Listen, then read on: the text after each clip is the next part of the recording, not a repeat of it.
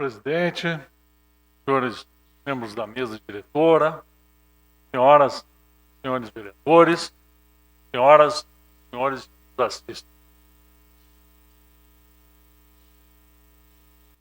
Hoje apresento aos senhores um resumo da minha vida e resumo também do meu pensamento político que quero dividir com os senhores, até para que fiquem claras as posições que tomo seguidamente nesta casa. Eu sou natural de Lagoa Vermelha, né, tenho 54 anos e a minha família está aqui desde as fundações do estado do Rio Grande do Sul. Tenho muito orgulho da nossa região, meu pai é passafundense e temos uma história muito vinculada a toda a própria história de formação da nossa região. Quando tinha 17 para 18 anos, fui para Porto Alegre para fazer política estudantil na União Gaúcha de Estudantes. Fui então diretor de finanças da União Gaúcha de Estudantes naquela época. Uma experiência muito interessante, por assim dizer. Convivi num momento muito cheio, muito pleno lá naquela cidade. Conheci na época o governador Jair Soares, conheci outras autoridades e acabei ficando em Porto Alegre, onde trabalhei depois com contabilidade e passei a fazer concursos públicos, passando no concurso em alguns, e aí assumi na Justiça Federal. Ao mesmo tempo que assumi na Justiça Federal, eu passei no vestibular para Direito. Até foi interessante, porque na época a menina que eu namorava estava indo de ônibus para fazer a sua inscrição no vestibular e me ligou e me disse assim: olha, eu estou indo fazer inscrição no vestibular, tu não quer que eu faça para você também? Eu disse: olha, faço. E ela disse: mas para quê? Eu me lembrei que tinha feito um júri simulado na época do 2º grau, em que eu era o promotor para julgar a Capitu. Eu digo: olha, faz para Direito. E aí entrei por Direito e essa é a minha história que eu estou até hoje, né? Posteriormente, eu fui transferido para Passo Fundo, ainda na Justiça Federal, e naquela época eu comecei a faculdade na PUC e terminei aqui na UPF, né? E fiz todo meu círculo de amizades que permanece até hoje, as minhas relações. Continuei fazendo estudos, prestei alguns concursos e passei para procurador de Estado lá no ano de 92 e assumi em 93 e estou como procurador de Estado desde aquela época, né? Trabalhando aqui na nossa região. Trabalhei também em Erechim durante 10 anos, mas sempre continuei morando aqui em Passo Fundo. Né? Trabalhei em toda a região, tenho um conhecimento muito grande de todo. Né? Fiz uma formação toda em direito tributário internacional também, que eu gosto de trabalhar. E, posteriormente, também fiz uma formação em administração pela Fundação Getúlio Vargas, fiz MBA em gestão empresarial para entender o funcionamento das empresas com as quais eu atendia como procurador. Né? Vou fixar aqui também uma questão religiosa, que ela me influencia muito, questão de convicção política. Né? Eu sou católico, né? Família de formação, e sou cristão. Isso é bastante importante para vocês entenderem depois. Uma outra coisa fundamental na minha vida, um dos tripés da minha existência, é a minha família. Então, praticamente tudo que eu faço na vida, eu faço dedicado para o bem-estar dos meus filhos, bem-estar da minha família, dos meus pais. Né? Lá nós temos, eu posso mostrar para vocês, o meu netinho Enzo, com a minha filha Ramona, minha esposa Roberta, com a minha mais nova filhinha Tereza, que tem 4 meses, né? E o meu filho Guilherme, que é um orgulho para mim também. Amo meus filhos perdidamente, né? Isso realmente me derruba, né? Filhos são o que me trocam de rumo, né? Lá em cima está a minha mãe, né? Que eu cuido até hoje. Do lado ali o meu pai. a família reunida ali em cima e os filhos que eu tanto amo, né? Então, eu tenho essa compreensão de que quando a gente trabalha, e na política não é diferente, a gente trabalha para construir um mundo melhor para nossas famílias, né? Um mundo melhor para os nossos amigos, para a comunidade em que a gente vive, né? Só isso que eu vejo sentido, né? Por que isso? Justamente por isso eu entrei na política. Eu, como procurador, tive a oportunidade de fazer muitas ações verdadeiramente interessantes. Os colegas já conhecem a minha atuação aqui na recuperação de empresas para reindustrialização da cidade, na questão da demarcação de áreas indígenas, que atuei, inclusive, a nível federal. E eu só tenho esta compreensão realmente para a construção de um mundo melhor. E aí a política, porque nunca tinha me envolvido, e como procurador eu vi que eu tinha limitações. Eu tinha limitações de matéria, eu tinha limitações de competência, tinha áreas que eu não podia intervir, várias outras coisas que eu enxergava e não podia atuar. Então eu resolvi, há pouco tempo atrás, pouco mais de 2 anos, entrar para o mundo político. E tenho que confessar aos colegas que, especialmente essa experiência aqui no Parlamento de Passo Fundo, e a convivência com os colegas e o aprendizado diário tem sido muito positivo, né? Eu estou muito orgulhoso de estar aqui, muito orgulhoso de ter sido eleito e me sinto muito, muito satisfeito com a convivência com todos os colegas da mesa, os colegas que convivem nas comissões, né? E não esperava que a atuação como vereador tivesse tanta legitimidade e tanta visibilidade. Então, confesso aos colegas que é uma atividade que eu estou gostando muito. Não preciso mudar nenhum milímetro do que eu sou e do que eu compreendo, né? Isso para mim é muito positivo. Quanto tempo eu tenho, Miquel?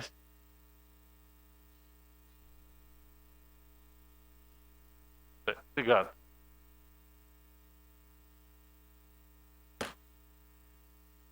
Aqui tem um resumo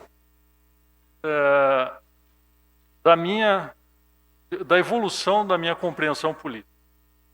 Aquela questão religiosa que eu falei para vocês ali é importante porque vocês vão lembrar que o cristianismo ele rompeu com um modelo religioso até então vigente, que era um modelo excludente. Ele dizia o seguinte, eram religiões gnósticas, ou seja, só entravam na religião aqueles que tinham acesso ao conhecimento e vinculados a um determinado grupo, fechado naturalmente.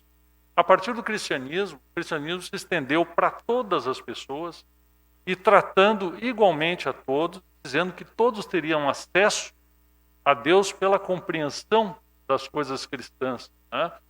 E principalmente pela compreensão de que toda pessoa é uma forma de manifestação da divindade, é uma forma de manifestação de Deus, e por isso toda e qualquer pessoa é merecedora do nosso respeito. A partir dessa compreensão de que o ser humano é o centro da razão da nossa existência e da existência de todas as coisas, eu não posso compreender nenhuma forma de opressão e que desconsidere essa natureza humana das pessoas e faça com que, por exemplo, o Estado seja mais importante que uma única pessoa. O Estado, ele só tem justificativa na medida em que ele é posto para servir e para garantir a felicidade das pessoas. E a política, que é o meio de a gente exercer as funções do Estado, também deve estar vinculada a essa necessidade de que a gente trabalhe para o bem, para a felicidade geral de todas as pessoas. E aí nós vemos essa questão. E afinal de contas, o que é esquerda e o que é direita? Eu sou de esquerda, eu sou de direita? Bem, às vezes a gente se posiciona com concepções de esquerda, às vezes concepções de direita, sem mesmo fazer um juízo de valor sobre se é de uma coisa ou de outra. Os colegas sabem, essa concepção veio lá da Assembleia Nacional Francesa, né? Quando um pouquinho antes da Revolução Francesa, o rei reunia ali os componentes, os representantes dos estados na época, os estados que ele chamava era o clero, era a nobreza e era a burguesia, né? E eles se posicionavam dentro da Assembleia. À direita do rei ficavam os mais vinculados à aristocracia, à nobreza e à manutenção daquele estado de coisas. Por isso eram chamados de conservadores, de direita. À esquerda ficavam sentados, então, aqueles que queriam mudanças. E às vezes, como na época, queriam mudanças radicais no regime. Eram os revolucionários, por assim dizer. Dentre esses, alguns de concepções liberais, ou seja, de concepções de diminuição do poder do Estado, de centralização do poder e de garantia de direitos individuais. Só que uma coisa interessante também, né, é que naquela época já havia aqueles que sentavam no centro e que eram tidos por moderados, né, que queriam mudanças, mas de uma forma gradual. Mas isso vem muito anterior a essa concepção, afinal de contas, o que é esquerda, o que é direita, o que é conservador, o que é liberal. Nós vamos lá buscar em Thomas Hobbes, quando ele, ainda no século XVII, vivencia na Inglaterra aquela ebulição das guerras envolvendo a nobreza, envolvendo os nobres e outras revoltas que havia lá, e ele formula a teoria do contrato social. A teoria do contrato social basicamente dizia o seguinte: olha, o ser humano ele é naturalmente livre e na liberdade total não há regra e, portanto, há um império da violência. O ser humano é naturalmente, por isso, de uma certa forma, mau, porque ele precisa usar da violência para garantir a sua sobrevivência. E quando ele aceita se sujeitar a um grupo social e se sujeitar a um soberano, ele aceita abrindo mão de parte da sua liberdade, mão de parte dos seus direitos, desde que aquele grupo social lhe garanta os demais direitos. Portanto, é da natureza do ser humano ser livre, e ele cede parte desses direitos a um grupo social, desde que esse grupo social não o oprima de tal forma que elimine todos os seus direitos. Essa é a teoria de Thomas Hobbes, né?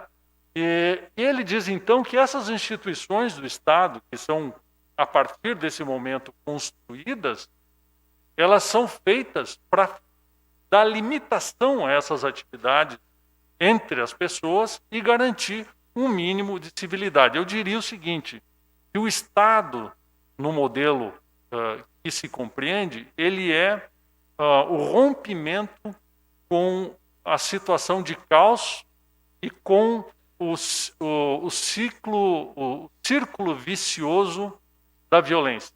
Ele rompe com o ciclo da violência, porque ele faz um intermediário entre a vítima e o ofensor e coloca o Estado e diz o seguinte: olha, aconteceu o delito, seja ele natureza civil, seja ele natureza criminal, e eu, o Estado, é que vou determinar qual a pena e qual a responsabilidade. E a partir do momento em que ele estabelece, ele rompe o ciclo do ódio. Ele rompe o ciclo do ódio. Não há mais necessidade da prática da vingança. Tá? E tem uma questão também filosófica bem interessante aí, em Thomas Hobbes. Ele diz o seguinte: olha, o Estado, a filosofia, as ideias, elas nascem a partir da realidade. Eu me defronto com uma situação real e, a partir dela, eu crio a solução. Mais adiante, quase um século depois, nós temos a figura do Jean-Jacques Rousseau. E é muito importante que, quando a gente ler a história e o pensamento, a gente tem que contextualizar no momento histórico.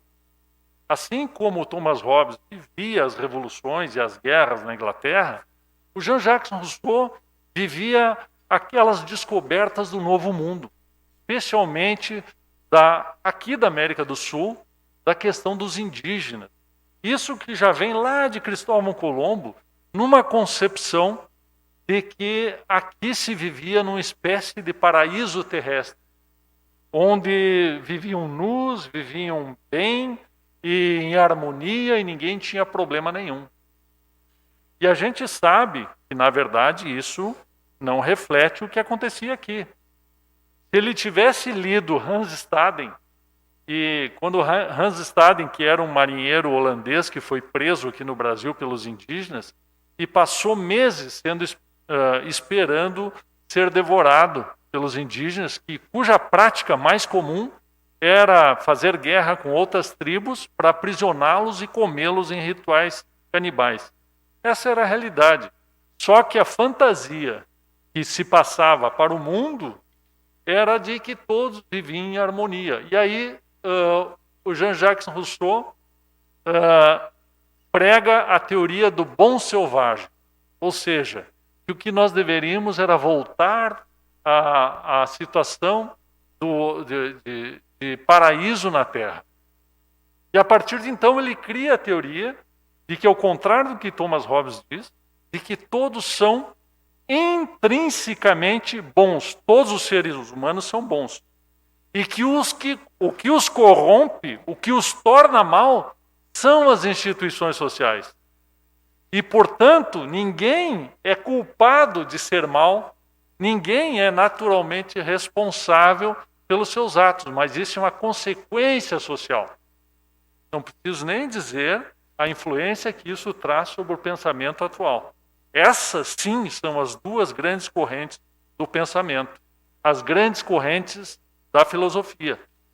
E que não há novidade também nem desta época, porque pensamento parecido já tinha em Aristóteles, quando Aristóteles diz que primeiro vem a realidade e depois a abstração sobre aquilo. E Platão não. Platão fala no mundo das ideias e diz que tudo é criado no mundo das ideias e que na vida real isso é refletido. Então, praticamente, tem uma frase muito interessante que diz o seguinte: nada se cria, né? Tudo se transforma. Então, isso é bem válido nesse aspecto, né? A partir, então, da Revolução Francesa, esse posicionamento que havia lá na Assembleia Geral Francesa, os que sentavam à direita eram os girondinos e os que sentavam à esquerda eram os jacobinos, né? E os jacobinos se tornaram realmente, fizeram e promoveram a Revolução, né? E nasceu um verdadeiro movimento político chamado jacobinismo, né? Que era esse movimento de esquerda e um movimento, portanto, de revolta contra a aristocracia francesa. Nós não podemos esquecer que a França, diferentemente da Inglaterra, ela se caracterizou por um Estado muito forte, um Estado centralizador e que mandava e sem nenhuma e sem que fosse permeável assim a uma maior influência. Isso, por um lado, consolidou a França e eliminou aquelas gestões mais feudais, mas, de outro lado, também criou um modelo centralizador e opressor que acabou gerando a Revolução Francesa, né? Eu, sinceramente, prefiro o modelo inglês. O modelo inglês ele vem evoluindo paulatinamente, começa lá mais ou menos em 1100, e em 1215 nós temos a Carta Magna, que é uma consolidação dos direitos dos nobres e das pessoas que viviam sob sua guarda contra o soberano. E aí eles dizem mais ou menos o seguinte: vamos dar um limite a esse poder do rei. A partir de agora, ninguém vai ser morto injustamente, ninguém vai ser preso injustamente, ninguém vai perder a sua propriedade e vai ter acesso à justiça e uma justiça rápida. Veja que lá já se pregava um tempo razoável do processo. Isso vem evoluindo, um pouco mais, um pouco menos, sempre assim. E se cria, portanto, a monarquia parlamentarista inglesa, que é o modelo posteriormente até mesmo adotado no Brasil por ocasião do Império Brasileiro a partir de Dom Pedro, e especialmente a partir de Dom Pedro II. Interessante, né? que os militares brasileiros, quando fizeram a Revolução Republicana, em 1889, eles eram conhecidos como jacobinos, porque eles pensavam que deveria se alterar a realidade através de um movimento, e de um movimento nascido primeiro na intelectualidade e que deveria ser rompido com os modelos então existentes.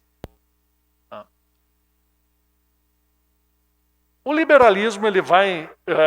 esse movimento todo de concessão de direito, de reconhecimento de limites do Estado, é o que se chama, portanto, de liberalismo. Esse é o liberalismo. O liberalismo, ele criou todos os direitos que hoje são pregados, né? Direito à propriedade, direito à vida, direito a uma prisão justa, até mesmo direito das minorias. Direito das mulheres, todo nasceu do movimento liberal. Não se falava ainda, nesse início, lá de socialismo. Os grandes inimigos dos liberais, inimigos políticos na época, eram os conservadores. Havia dois movimentos, liberais e conservadores, o que a tradição americana mantém hoje de certa forma. Tá? Só que os conservadores americanos, originariamente, são os liberais, foram eles que fizeram a Revolução Americana. É interessante, né, essa troca. Bom, bem nesse período, então, no século XIX, nascem as ideias socialistas. E as ideias socialistas pululam de vários setores e são influenciadas principalmente pelo pensamento de Rousseau. E o Rousseau também tem uma ideia conservadora, uma ideia centralizadora e de eliminação de qualquer oposição política. E aí, nesse meio tempo, nasce, se desenvolve e estuda o Marx. E o Marx, como vocês sabem, é alemão. Ele faz todos os seus estudos, doutorado na Alemanha e começa também a atuar na imprensa, escrevendo artigos, e acaba, pela virulência das suas propostas, sendo expulso da Alemanha, de Berlim, e acaba indo para a França, onde não para de fazer a sua movimentação intelectual, também é expulso da França, porque ele faz contra a Alemanha, estando na França, é expulso para a Bélgica, e da Bélgica, onde ele é também expulso, ele acaba indo para a Inglaterra. E o que acontece quando ele cai na Inglaterra? Ele cai no meio da Revolução Industrial. E aí ele se defronta com toda aquela realidade que estava revolucionando não só a Inglaterra, mas que acabou revolucionando o próprio mundo. Nós tivemos dois grandes momentos da Revolução humana, por assim dizer, num modelo de sociedade. A primeira dela tem 10 mil anos, que é a Revolução da Agricultura. Quando começou a se plantar, começou a se fixar sociedades, principalmente no Oriente Médio, Egito, e a partir dali a sociedade muda completamente. E a outra grande revolução é quando começa a fazer então a industrialização e muda o modelo de produção. Essa é a grande realidade.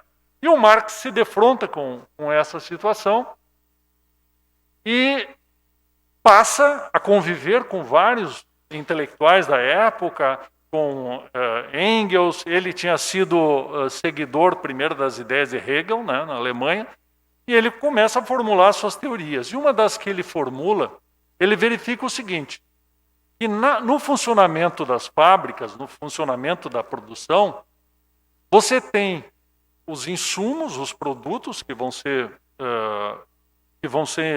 incorporados à mercadoria produzida, né? A lã para fazer o tecido, a madeira para fazer uma carroça, e você tem a mão de obra das pessoas para fazer a construção dessas coisas. Só que o preço com que as coisas são vendidas, ele é maior do que a soma do insumo e da mão de obra. A mão de obra custa 10, o insumo custa 20, e a mercadoria é vendida por 50 e não por 30.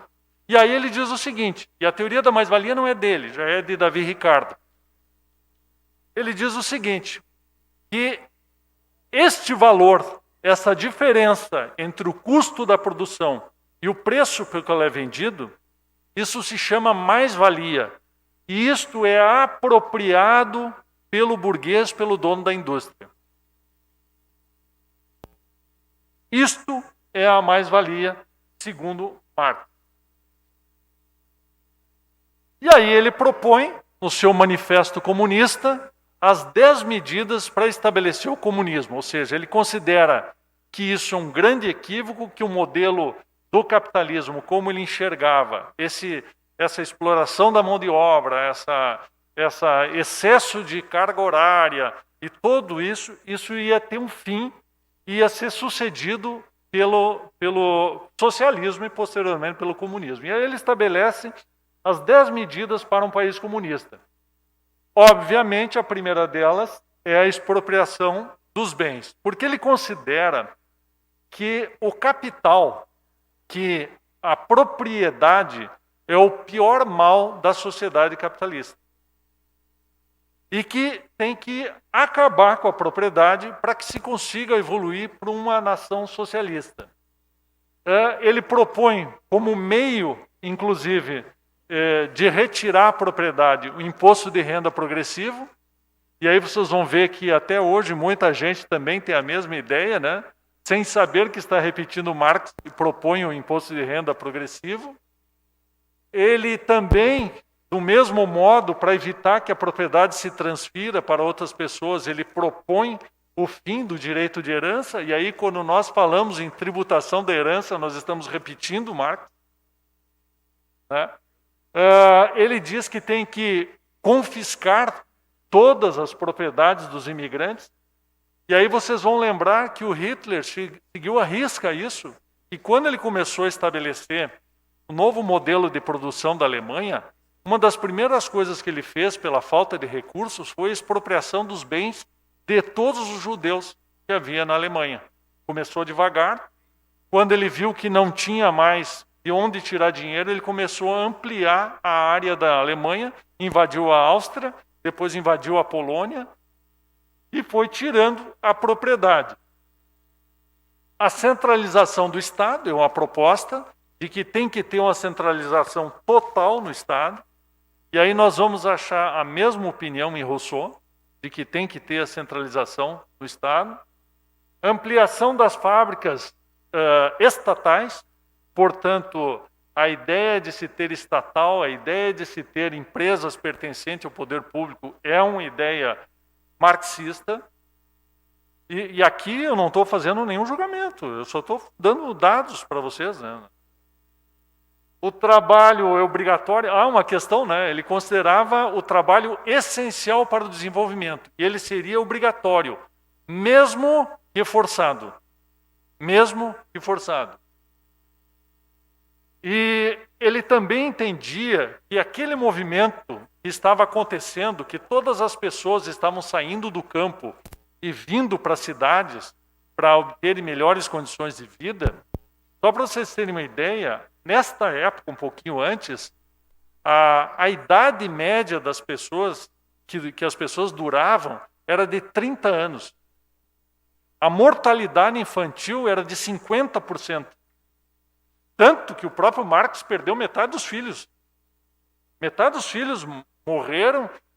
Se entende hoje que eles morreram pelas péssimas condições de vida que ele tinha, apesar de ser casado com a filha de um barão alemão.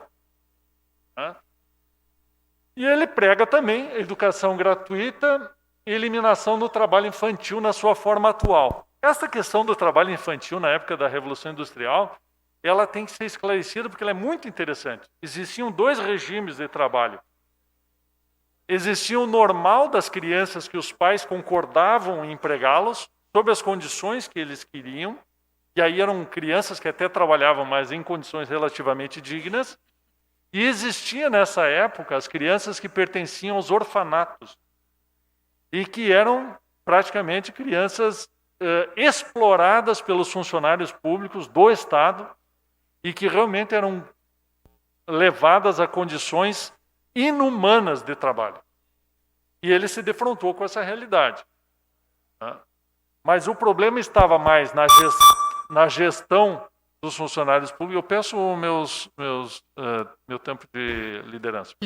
5 minutos concedido de comunicação urgente e importante de líderes. Bom, além disso, o Marx propunha no seu manifesto comunista que para se conseguir chegar ao socialismo era necessário se eliminar 5 instituições, 5 estruturas. Primeiro, a família, que ele entendia que a família era um modo de preservação da propriedade e que esse modo de preservação da propriedade era contra o modelo proposto de uma propriedade coletiva dos bens, de uma propriedade comunitária. Era contra a individualidade, porque também essa individualidade se confrontava com a sua concepção de Estado coletivo. Era contra o que se tinha como verdades eternas. Essa questão das verdades eternas é muito interessante, porque ele trocava correspondência com John Stuart Mill, e o John Stuart Mill é que pregou isso pela primeira vez, ou seja, de que não havia nenhuma verdade absoluta, que todas as verdades deveriam ser discutidas. Também ele entendia que os empregados, ele chamava de o proletariado, né? Ele era apátrida, ele não tinha nação porque ele não votava. E se ele não votava, para você garantir um governo de proletariado, você tinha que eliminar as nações. E aí nasce a ideia do socialismo internacionalista, né? Da eliminação das fronteiras. E também ele devia riscar o passado. Nenhuma autoridade haveria no passado. A história deveria ser reescrita a partir das suas concepções filosóficas. Dá bem para ver, portanto, toda a matriz, tanto platônica como principalmente a matriz russoniana do marxismo. Bem, qual é a realidade que nós temos no Brasil comparando com toda esta teoria? Vocês sabem que eu atuei muito em demarcações. Depois de investigar o país todo, nós chegamos à conclusão que o processo de demarcação era apenas um processo de estatização de propriedades privadas, porque ela não passa para os indígenas. E a partir do momento da demarcação, eles são abandonados. E aí nós temos hoje no Brasil 18% da área com unidades de conservação, nós temos 13%, 14% com terras indígenas, 10% com assentamentos rurais. Vocês vejam bem, são 88 milhões de hectares para assentamentos rurais, enquanto que a agricultura só tem 6 ou 7% da área de produção do Brasil. Tem mais área de assentamento e que não há dados nenhum sobre produção de assentamentos do que todas as áreas da agricultura brasileira. Enfim, nós temos hoje no Brasil o que se chama de áreas atribuídas de 37, quase 40% do território brasileiro está indisponível e estatizado. Isso não há similar no mundo. Os países que mais têm áreas comuns é a Austrália, que a grande maior parte é deserto, a China, que também é deserto, com 14%, a Argentina com 12%, Estados Unidos com 11% e assim por diante. A própria Rússia não tem 10% do seu território estatizado. Vamos falar de mais-valia. Hoje, quem ganha um salário de R$2.000, ele tem um custo para a empresa de mais R$2.200. A tributação sobre o consumo desses R$2.000 que sobra é em torno de 50%. Lhe sobra de verdade, como dinheiro seu, R$1.000. O salário, portanto, dessa pessoa devia ser de R$4.200. Mas o Estado toma 75% porque entende que ele administra melhor o dinheiro das pessoas do que as próprias pessoas. Esta é a grande diferença nossa para os Estados Unidos. Essa é a grande diferença. Por isso que o nosso país é pobre e os nossos produtos são tão caros. Isto é dado. Nós temos hoje uma apropriação da renda pelo Estado de 75%. Portanto, nós temos mais-valia para o Estado. Nós temos que terminar A soma, por favor, mais 3. Concedido. A soma dos nossos orçamentos públicos, atualizei esse dado ontem, é de torno de 4,3 trilhões de reais. Soma de União... Não, a soma dá em 5,5 trilhões. São 4 e 3 da União, 800, 900 bilhões dos estados e 350 bilhões dos municípios. Portanto, só que o PIB do Brasil, ele só tem 7,4 trilhões. E aí nós fazemos uma regrinha para vocês verem que aquele cálculo anterior da mais-valia, ele funciona. Por 75% de toda a renda nacional do Brasil está correndo dentro do poder público. Sabe quando isso vai funcionar? Nunca! Nunca! E principalmente porque dentro do poder público há uma corrupção generalizada há séculos. E esse dinheiro, em vez de ser retornado para a sociedade, ele é apropriado por uma elite corrupta que se mantém no poder no Brasil há séculos. Esse não é um problema deste ou daquele partido. O movimento que nós estamos vendo hoje no Brasil para retornar esses corruptos ao poder se deve a isso, que eles tomam 75% da nossa renda para poder atribuir para aquilo que lhes destinam. Portanto, o socialismo tem como base a centralização do poder e a apropriação dos meios de produção. Todo e qualquer movimento que for centralizador ou que for apropriação dos meios de produção, ele é naturalmente socialista. O comunismo, ele propõe isso? Sim, todos os países comunistas fizeram isso. A apropriação dos meios de produção e a centralização do poder. O nazismo fez isso? Não por acaso o nome do nazismo é nacional-socialismo. Ele fez a apropriação e o direcionamento de toda a economia, inclusive com a apropriação de outros países, né? E direcionou a sua atividade. O fascismo, ora, o Mussolini dizia tudo dentro do Estado, nada fora do Estado. Foi a maior centralização política que houve, com direcionamento total da economia e centralização de poder. Portanto, independentemente do nome que se dê, todo e qualquer regime que tem essas características, ele é necessariamente socialista. Por quê? Porque ele cria dentro do Estado uma superestrutura e uma diminuição da importância das pessoas e do indivíduo. E aí vai, privatização, controle de preços. E eu queria dizer para os senhores, então, que para mim, a grande diferença entre as propostas políticas é que uma é absolutista e volta lá para a Idade Média, e a outra é antinatural, mas é a democracia, que visa dividir o poder entre as pessoas e principalmente entre os destinatários da função que deveria ser do Estado. Muito obrigado.